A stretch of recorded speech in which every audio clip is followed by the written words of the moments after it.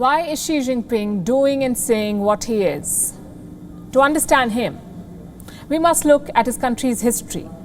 The last 100 years were a red century for China, a century dominated by communism.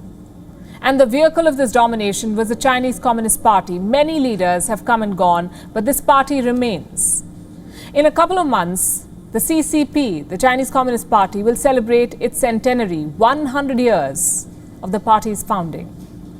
And a lot has changed in these 100 years. Socialism has taken a backseat. Equality has become an inconvenience. The party of peasants and guerrillas is seeking global domination now, and they're not taking any prisoners. Mao Zedong used to talk about seeking truth from facts. Today, his country specializes in propaganda and falsehood. How did this happen? China is an image of its leader. Chinese communism is personality-driven. The leader decides which way the party and the country go. I can give you three broad examples, three chapters of Chinese communism. First was the era of Mao Zedong, an insecure and ruthless leader who presided over deadly famines and a violent cultural revolution. This was an inward-looking China, just like its leader. Then came Deng Xiaoping and the era of reforms. China began adopting technocracy, embracing modernity. It ended with the presidency of Hu Jintao. And then came this man who is leading China on a warpath. This chapter of Chinese communism is still unfolding. Its architect is Xi Jinping, and he's already decided on the climax. A world dominated by the People's Republic with him at the helm. Xi Jinping keeps talking about the Chinese dream. He plans to do this by putting the party firmly on top. The Politburo is now a secretive cabal. State companies have become party assets. The People's Liberation Army, the Chinese army, has been reduced to mercenaries. Xi Jinping is intent on creating a new world order, or should we say disorder.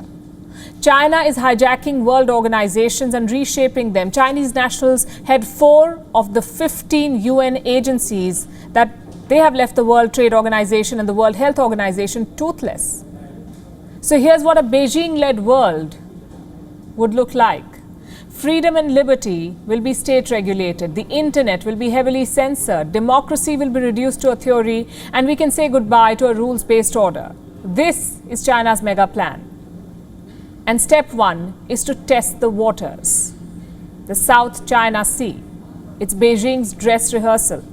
Hundreds of Chinese vessels are still sailing in disputed waters. The Philippines has asked China to pull back, but China says they're fishing vessels. As far as excuses go, that's not a good one. Even the Philippine president seems to have had enough. President Duterte says he's prepared to deploy his navy to assert claims over disputed islands. There's been a sharp change in Duterte's language.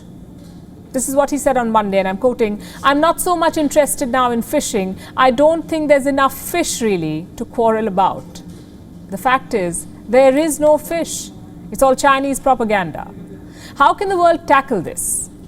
Democracies must close ranks, come together. We saw a sample of this last week in Washington. Japanese Prime Minister Yoshihide Suga met US President Joe Biden. Their joint statement mentioned 3 key issues: the Uyghur genocide, the crackdown in Hong Kong, and the intimidation of Taiwan. And the last one, Taiwan, really riled up the Chinese. Because Japan has always been soft on Taiwan. The last time they mentioned Taiwan in a joint statement was way back in 1969, more than 50 years back. So this statement from last week was Japan's biggest challenge to China, and it seems that Tokyo is going all in. What about Europe?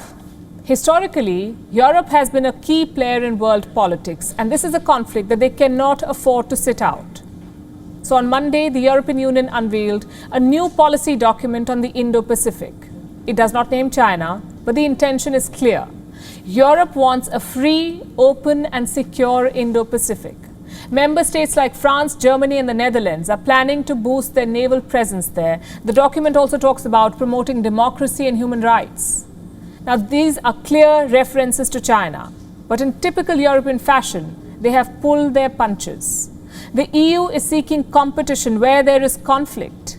They're still committed to signing an investment deal with China. So Europe's attempt at outlining a clear policy is a welcome sign, but there's confusion in Brussels. How do they see China? Is it a difficult partner? Or is it a powerful nemesis? The EU will have to choose sides and do it very soon. And that's how the Chinese Communist Party will celebrate its 100th anniversary. Surrounded by adversaries and feared even by allies. The last 100 years were about taking revenge for China's century of humiliation, as they call it. But in the process, Beijing has set itself up for a century of isolation, it seems.